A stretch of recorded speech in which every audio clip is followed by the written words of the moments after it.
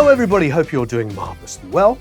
We're back here with another FAQ Friday, frequently asked questions. Please, as ever, subscribe, hit the notifications bell, fill in a form, send me your, I don't know. Apparently you have to do lots of things now to get notified that we have a video up. But here it is, we have a new video, and it's a wonderful FAQ Friday with some great questions. So let's start with the first question. I'd like to know, is there a particular band/artist you really want to work with that you haven't yet, of course? What a marvelous question. I've asked this question myself of a few musicians, producers, and engineers. I've heard it asked in many interviews. It's a really, really good question. I like it when people also put in brackets alive or dead, because obviously, those of you that follow me know that if it was alive or dead, I would obviously go with Queen because I'd want to work with Freddie Mercury. Who the heck wouldn't? I mean, I've worked with some really big bands, and they've all said that Freddie Mercury was the greatest singer. Even the singers say that. So who wouldn't want to work with Freddie Mercury?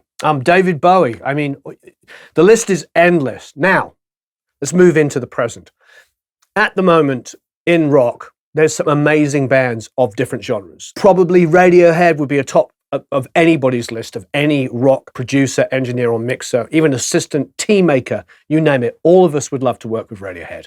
Incredibly creative. They'd be right at the top of my list. I think alongside them would definitely be Muse. Muse are a phenomenal band. Now, there's a couple of bands that have been around a few years that I think you should check out if you're a rock fan. The band I'm working with at the moment, the Matthews Brothers, are really big fans of Bring Me the Horizon. And I was actually really, really blown away with their latest album because it's a rock album like we want to hear, with great rock singing, harmonies, great guitar parts, but also a lot of incredible programming. So if you can, check out that band. And to be honest, I'd like to work with a band like that. And we're doing that kind of album with the Matthews. We're doing something which is very contemporary. It's got some classic rock feel in it, but it's super modern at the same time. And we've got a lot of really amazing elements going on. So in one way, I'm kind of working with the band that I've always wanted to work with. This is a band that I have been working with now for about 4 years, since Jack was only 15 years old. And we've been developing and working with them, and I'm excited more about them than probably any other band out there. So I'm blessed. So maybe to answer your question, those are the artists I would pick. But it's a good little segue. You know me, I like to go on tangents. It's a good little segue to talk about developing artists. If you live in a town and there's a great singer, there's a great band, work with them, develop them. All kinds of things can happen. You can bring your love of the Radioheads and the Muses and the classic rock, the Zeppelins and the Stones and the Who and Queen, and bring all that energy and put it into a young artist. Just a little segue there. Do you use a stereo imager to separate your frequencies in a mix? Is a stereo imager more for the master phase? Oh, I've been asked this question a couple of different times and in different ways about widening plugins and MS and all that kind of stuff. I still have the same theory. Because I came up just at the cusp of the end of analog and the beginning of digital, I sort of crossed over. So I was making albums on tape. As you know, I have a tape machine over there. And then I started making albums with ADATs simultaneously, and then the first kind of Pro Tools in the mid-90s. So I was right there in the middle of all of this changing over. The reason why I mention the tape and the analog world is because we barely used widening MS kind of technique stuff. We were mixing on consoles. Well, for a start, initially, consoles were so much wider than DAWs could ever do. The original DAWs always seemed to fold in when you hit them hard, when you limited them. Don't get me wrong, new Pro Tools 12 and above doesn't have that issue anymore. Everybody now that's mixing in the box on most DAWs doesn't talk about that problem anymore. However, it seemed to me there was a proliferation, at least in my humble opinion, in the late 90s and early 2000s, for people to use widening effects to try and increase the width of an in-the-box mix. I don't personally do it, except when I'm doing some individual elements, and it's usually just things like string pads, synthesizer pads, that I'm just trying to spill out left and right a little bit so I can keep the center really super clean for my vocal, for my bass guitar, for my kick and my snare, and anything else I choose to put in the center, but predominantly those things. So I will push the pads and the strings out a little bit wider. However, I don't like it when it's on the master bus. I don't like that sound when you're like in a supermarket or something, and it's coming out on mono speaker and it sounds thin and weird because of some technique that's going on that does not fold well back into mono. I just don't like that. And I'm very, very phase sensitive. Like when I'm doing the Academy mix critiques, if there's a phase issue, I'm sitting between the speakers trying to figure out what it is. And the way widening happens is they're canceling out the middle. So they're messing with the phase to make things seem further left and right than they really are. So for me, try not to use it too often. Having said that, if you watch our Mark Needham course, which is a great course, he does use a little bit of a widening software on the choruses just to push them out a little bit. He does it very subtly, but it does make a difference. So check out that course if you haven't already. Do you have a twin brother? That's the only explanation for how you get everything done in a day. Yeah, that's thank you for saying that. I appreciate it. Yes, we work exceptionally long hours. Did you notice what I just said there? We work exceptionally long hours. I have a team of guys and girls, and we work super, super hard. We're multitasking. We're presently at the moment, like yesterday, for instance, we worked at 3 different studios. In the morning, I filmed Feedback Friday for the Academy, and we critiqued 10 songs. I always do it first thing in the morning with fresh ears, and I listen to mixes. Occasionally I'll do it in the evening, but 99.9% of the time, it's the first thing I do. We come in here at 9 a.m. Andrew sets up the camera. Yesterday it was Eric, but typically it's Andrew, and we film and I listen to mixes and I mix critique them. And that goes up into the Academy on Fridays. And it's just a great way to interact with everybody inside of the Academy. They already are interacting with each other and giving each other ideas, but this is me listening to those mixes and critiquing them. What I love about doing that is most of the time, those are productions that I've done myself. Some of them are like piano vocal. Some of them have like 197 tracks in them. The point is, there's all kind of variations. Some are done on tape and transferred into Pro Tools. Some are done on Logic. The point is like there's every shape and size. We've had heavy rock. We've had classical-ish. We're going to have more classical-ish. We've had jazzy stuff. We've had acoustic stuff, country stuff, root stuff. We've had EDM. We've had a blend of EDM and indie rock. The point is we do every single genre in there.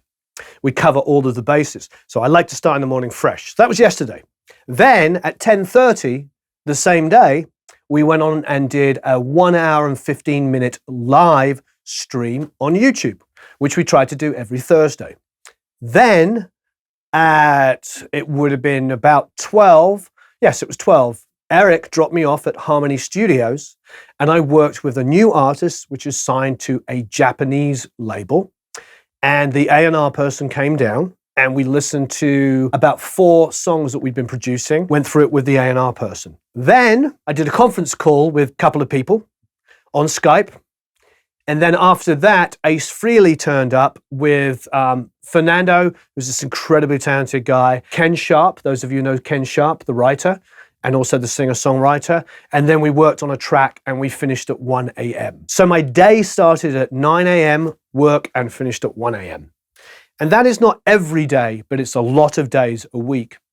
This is what I do for a living. I work in the music industry. But getting back to the beginning of this, it's a we. Now, I'm also working with the Matthews at the moment. So Eric, after dropping me off, went to go and pick them up and then took them over to Bob Marlette's, where they were working on drum programming on a new track that they're working on. And then today I'll be going over, after I film this, to go and work with that. The point is like we're always doing tons of things. Andrew is doing stuff as well. We've got a great, great team of guys here. Basically, I want to be in a situation where I can be creative at all times. I've worked very hard my whole life to be creative. And anything you can do that can support your creativity and you can have people around you that help you with that, you are going to succeed. But it's taken a long time. I'm not 21, I'm 22. No, I'm not 21, so I've been doing this a long time and I've built up a great team of people. So yes, I do a lot, but then also so does Eric and Andrew and everybody else around me. They all work very, very hard. Don't you, Eric? Oh, yeah. So thanks for the question. Oh, and no, I don't have a twin brother. Do you actually tend to activate a low cut and use EQ and compression while you're tracking vocals? If so, what is your first approach? Do you use the EQ pre or post compressor? That's a marvelous question. I learned from 3 or 4 different guys pretty closely. And all of the guys that I learned from, that would be Jack Douglas, Don Smith, Dave Jordan, and one session I did in the late 80s with Andy Jackson. Each one of those guys did not apply any EQ to the vocals. Oh, and also Mike Klink, no EQ to the vocals. And of course, I've worked with 100 different producers and engineers and mixers since then, and 99.9% of the time, they never EQ'd the vocals going in. They wanted to print big, fat tones where if they wanted to reduce or increase any frequency, it was already there in the vocal and not removed. Also, if you're not EQing, you're not compensating for a mic. And when I was lucky enough to always be making records in studios with massive mic collections, we would change the mic before we would apply EQ. However, the one part that I may do, if I'm using one of my 1073s, I may very, very occasionally do, is apply maybe a little high pass going in if there's a lot of low rumble, traffic noise from outside or AC. However, I don't. I very rarely, if at all, 1 out of 1,000 times apply any EQ to vocals going in. And the guys I admire, the guys I appreciate also don't do that as well. In about a week or 2, you're going to get to download Daryl Thorpe's session that we recorded at Sunset Sound. And you'll also watch the video and you'll see him mixing on the fly at the end of the session.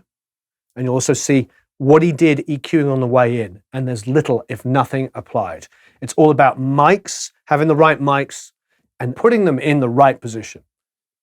You'll see. It's pretty wonderful. Have you ever used Wave's Bass Rider? If so, do you think it is an alternative to MV2 compression on the sub? Yes, I mean, that's a really, really good question. You'll see when I mix vocals and bass, I treat them very similarly. I want every articulation in a bass performance, because if you get a bass guitar, when you go high, the low end will disappear. So it's not all about turning the high note up. You know, if it's like an A, on the 14th fret of the G string, it's not about turning up the volume. It's about applying more low end. That's where a multiband compressor comes in and an R bass. It's very hard to understand what multiband compression is doing when you're low down, but the R bass in conjunction with the multiband compressor can really bring out some low end, double up if you like, increase the low end when you're going higher up the neck. But when you're talking about the bass rider, I think it is a very subtle, easy way to keep that signal consistent. I think the vocal rider as well is a great plugin. And quite often I'll use the bass rider and the vocal rider going into another set of compression. I know that sounds crazy, but everything inherently has a sound. And I don't mind using 2, 3, 4, 5 plugins, using a lot, if they're all doing something subtle and applying some piece of information that's improving the signal. Now that sounds really freaking obvious, but I get sessions to mix all the time where I open them up and there's 7 plugins, 8 plugins on it, and it's just insanity. It's like boost cut, boost cut, boost cut, and it's like they're boosting one frequency and cutting something right by it and then trying to correct that with another one and another one and another one. They're creating issues that are being amplified by one plugin to another. And often, I think Howard Willing said this when I interviewed him. Howard said that a lot of the times when he gets those sessions to mix, he just mutes all the plugins, goes back and listens to the original recorded sound and realizes it started off better than where they ended up. So what I'm saying is, like, I'm not afraid to use a lot of plugins, which is like maybe using the bass rider or the vocal rider on vocals and then compressing or even using the MV2 after, because the MV2 is like a fix-it. You can definitely just put it on the bass track and do this, and it will sound amazing. However, it's going to maybe increase some frequencies more. I mean, I recently used it and the distortion in the bass came up a little bit more, but I compressed it lightly going into it, then used the MV2, and it was a little bit more pleasing. So the MV2 is an amazing plugin. It's one of my personal favorites, as you know, but the bass rider is still a very, very good tool. And it will keep some of the dynamics in your bass line as well. Because it's not like It's not you necessarily want the bass line to be a keyboard. You want all the notes to be even in a mix, but there might be moments that you just want a little bit more articulation and pushed up. So my point is experiment, use them in conjunction with each other and see what works for you. And it will probably, not probably, it will definitely vary from song to song. Is there anything else other than EQ, de-essing, and passing to get rid of harshness? I'm assuming you mean obviously low passing, meaning sort of filtering out the high end. Yes, back in ye olden days, and I'm joking because it wasn't that long ago, but when you were mixing on consoles, one of the things that I used to love to do with really aggressive, high MIDI kind of guitars that were ripping my heads off, or overheads that were overly bright, is I would stick really expensive compressors across it. The Manley Vari-Mu, for instance, is very famous for just controlling mixes, buses, whatever it might be. Not only does it compress the signal, it just seems to make the high end sound really smooth. So in a perfect world, I would take my guitar bus and then stick the Manley Vari-Mu across it, and it just was magic. It just got rid of some of that harshness. The other one, of course, is a Fairchild, very famous for controlling high end and controlling not just dynamics, but for adding a sort of a sheen. What I mean by a sheen, we're getting into words. I hate using words to describe sounds. But what I mean by a sheen is the high end seems to be there, but it seems to not feel so bright and jumping out, unevenly. Now it seems to be just feel really smooth. So reach in your plugins and look for some tube emulations, and you'll find they'll do a marvelous thing. Another thing that I use inside of Pro Tools is the Lo-Fi plugin, but you can also do it with the Klang Helm, the MJU-C, because they have distortions in them which are darker. Lo-Fi does it. You can play with the distortion and the saturation. Decapitator you can do it with. You can use saturation, believe it or not, on harsh sounding room mics, harsh sounding cymbals. Just bring a tiniest amount of saturation in. What happens, and why do I say that? Well, the first thing that tends to distort or saturate is the high end, and it just smooths it out. So try that as well. Saturation can be your friend. Tape emulations can work. They're great ways to smooth out the top end. So tape emulation, saturation, Decapitator, Lo-Fi, Klang Helm, MJU-C, all of those things are fantastic. These are really, really great tools to use. A de-esser is a good one for me though. I use it all the time to contain the high end of acoustic guitars, electric guitars, overheads, all that kind of stuff. But saturation is definitely your friend as well. Can you make some more series about mix breakdowns? Yes. I know those were very, very popular, and I definitely will do some more. Thank you ever so much. I love this community. Everybody here helps each other out. They have great questions. There's great interaction. I feel really, truly blessed. So thank you ever so much. Have a marvelous time recording and mixing, and I'll see you all again very soon.